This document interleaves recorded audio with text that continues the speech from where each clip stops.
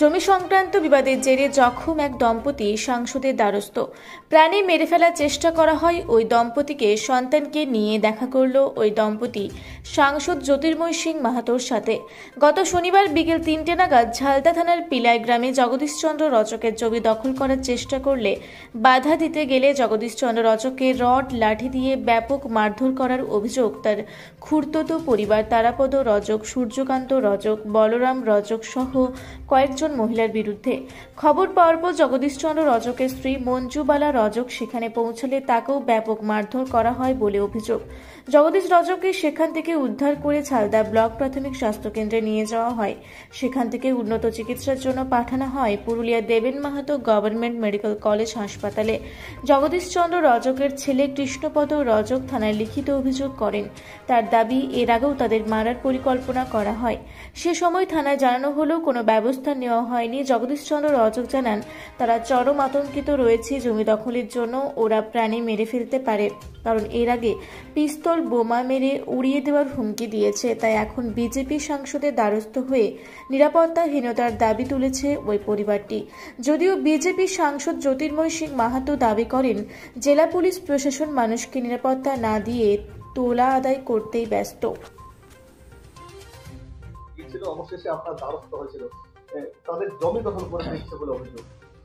আমি এখনই শুনলাম কি ঝালদার ইটাগের কাছে একজন ব্যক্তি, তার নাম জগদীশচন্দ্র রজক, তিনি সম্ভবত এসডিও অফিসে কর্মরত আছেন। পুরো রক্তাক্ত অবস্থায় আমার কাছে এসেছিলেন। নাক পুরো ভেঙে গেছে, ফেটে একদম নাকের উপর দিক থেকে এই পজিশন থেকে রক্ত বেরোচ্ছে, আর পুরো জামা কাপড়ে রক্তে ভরা ভর্তি আছে। আমি তাকে জিজ্ঞেস করলাম, থানায় গেছিলেন? বলছে থানাতে আমার কোনো লিখিত অভিযোগ নেয়নি, আমাকে ওখান থেকে তাড়িয়ে দিয়েছে বললো, ওখান থেকে পাঠিয়ে দিয়েছে। ওখান থেকে উনি হাসপাতালে গেছেন, হাসপাতালে ট্রিটমেন্টে করেছে, হাসপাতাল নাকি ছুটি দিয়েছে, ডাক্তারের বিষয়টা। কিন্তু কালকের ঘটনা প্রায় 24 ঘন্টা হতে চলল। মনে হয় পুলিশের কি ভাবনা চিন্তা আছে জানি না। পুরুলিয়ার যে পুলিশ অফিস কমিশনার আছে, সুপারিনটেন্ডেন্ট আছেন, এসপি আছেন, তার কি ভাবনা চিন্তা আছে উনি জানেন। কোনো থানাতে কোথাও সজাগ নেই, সব জায়গাতে এই অবস্থা আছে কি কেউ কোনো যদি সমস্যা নিয়ে যাচ্ছে তাদের এফআইআর না নেওয়া, পাঠিয়ে দেওয়া। হ্যাঁ, সাইড থেকে যদি কিছু গুঁজে দেওয়া হয় তাহলে পুলিশ অ্যাক্টিভ হয়ে যায়, কারণ পুলিশের তো কাজ ওটাই হয়ে দাঁড়িয়েছে পশ্চিমবাংলাতে। রাত্রিবেলা খুব অ্যাক্টিভ থাকে পুলিশ, কিন্তু কোনো দুষ্কৃতীকে ধরার বেলা কিংবা কেউ যদি কোনো সমস্যা নিয়ে গেছে তার জেনারেল ডায়েরি পর্যন্ত নিতে চাই না। আর সেটাই আমি দেখতে পেলাম। আজকে আমার কাছে এসেছিল, আমি কথাবার্তা বললাম। আমি আপনাদের মাধ্যমে মাননীয় গৃহমন্ত্রী পশ্চিমবাংলার মমতা ব্যানার্জিকে বলতে চাই, এইভাবে চলতে পারে না। কালকে 3টের সময় পুরো তাকে রড দিয়ে মেরেছে, রক্তাক্ত অবস্থায় সে ব্যক্তি ঘুরে বেড়াচ্ছে, হাসপাতাল থেকে ওই হাসপাতাল যাচ্ছে, থানার থেকে এসপির থেকে থানা, সব জায়গায় যাবে। আর আপনি এফআইআর নেবেন, এটা হতে পারে না।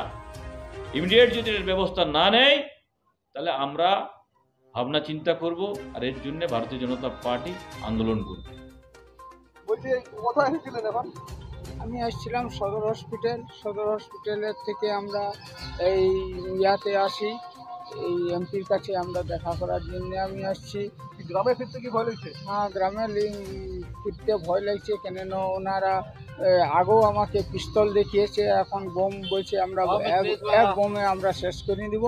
হ্যাঁ, তোমরা ওই প্লটে যদি যাও, তোমার ওই জমিতে যাও, তাহলে আমরা এক বোমে বলছে তোমরা পরিবারটা শেষ করে নিবে। হ্যাঁ, ওরা 4-5 জন আছে। হ্যাঁ, পুলিশকে বলেছি। আগেও আমি থানাতে আমি ডায়েরি করেছিলাম যে ওনাদের কাছে পিস্তল বাইর করে নিয়ে মারার জন্য হুমকি দিয়েছিল। তখন ওনারা কোনো কিছু আর পদক্ষেপ নেন না। এই জন্যে আমি দেখি এরপরে কি হয়। আমরা তো ভয়ে তো আমাদের ঘুম ছাড়া হবে, গ্রাম ছাড়া হতে হবে। আর কী করবো বলে। আমার নাম জগদীশচন্দ্র রজক। ঘটনা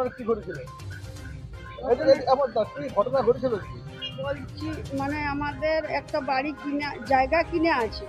সেই জায়গাতে ওরা বলছে যে তোমার শ্বশুরও কিনেছে, সেইটা আমাদের একটুকু ঝামেলা হইলো। বলছে এইখানে জায়গায় তোমরা যাইও না, গেলে তোমাদেরকে মারবো, তোমাদের এইখানে কিছু নাই। তো আমাদের কিনা জায়গা, আমরা বললাম যে না, আমরা দেখো আমরা তো বাড়িতে কিনেছি, তো আমরা কেনে নাই যাব। তখন ওরা পেছন থাকলে আমার স্বামীকে মেরেছে, মেরে ফেলে দিয়েছে। নিয়ে তারপরে আমরা ছুটে লোকে বলে দিল যে মেরে দিয়েছে, যাও যাও যাও।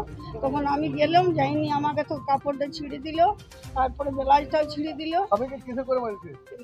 আমাকে স্বামীকে মেরেছিল ইয়াতে করে, কি ছড় দিয়েছিল, ছড়া করে, ছড়া। হাসপাতাল নিয়ে গেছিলেন? হ্যাঁ, হাসপাতাল নিয়ে গেছিলাম, ঝালদা হাসপাতালে।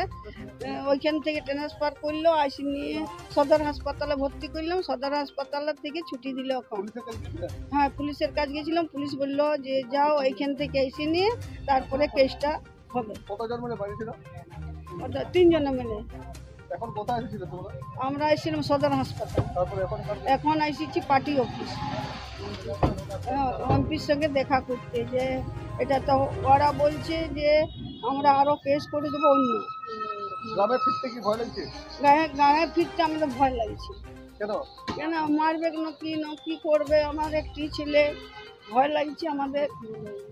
গ্রামে ফিরতে ভয় লাগছে? হ্যাঁ, ভয় লাগছে। আপনার নাম? মঞ্জু রজক।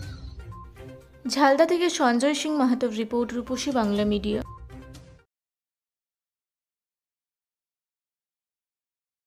পুরা ব্লকের লধুরকা গ্রামের অদূরে অবস্থিত দৌলত পাবলিক স্কুলের দখলে থাকা বেশ কিছু জমি নিয়ে শুরু হয়েছে আইনি জটিলতা।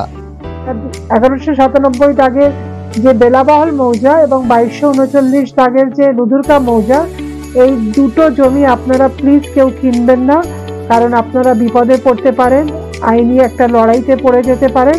জমিটা একদম ডিসপিউটেড, ফলে একটু সাবধানে থাকবেন।